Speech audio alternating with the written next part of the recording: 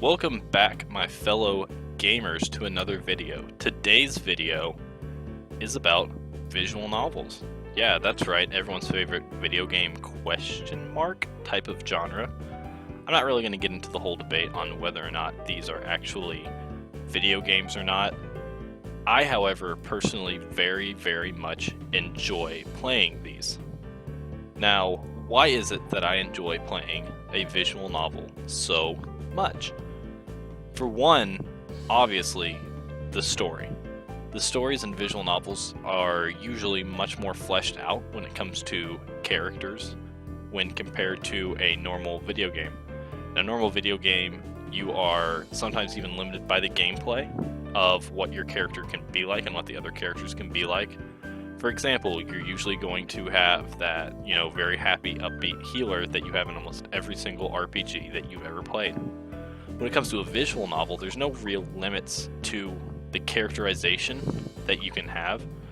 You don't have any gameplay to bind you to what the characters can be like at all. Another big advantage when it comes to visual novels, I think, is the breadth of story that you can tackle. Anything that the author can imagine can become a game. For example, one of my favorite visual novels that I have, read through completely is Kadowa Shoujo. I've beaten every single route, I've gotten all the endings, and I am currently going around and replaying it. And that game deals with disabilities and what that means for each person. And I think that it is almost priceless as a game because it can show people who might not have been that open to even knowing people who have disabilities and getting along with them into someone who understands their struggles and even just how to interact with them on a daily basis. And I think that can be a very beautiful thing when it comes to something that a video game can express.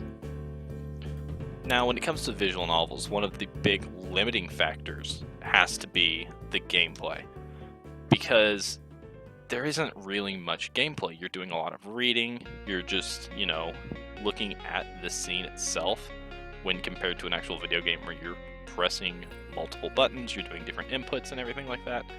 And I think one of the strongest uses of the genre has to be in the hybrid visual novel form. Right now you can see on the screen is Deathmark. It's a hybrid visual novel that's on the Switch and PS4 and PS Vita, I believe. And it's a pretty good horror game.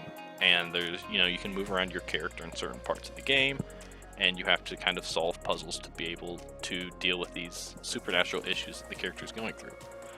Probably the gold standard when it comes to these hybrid visual novels have to be Danganronpa and Ace Attorney.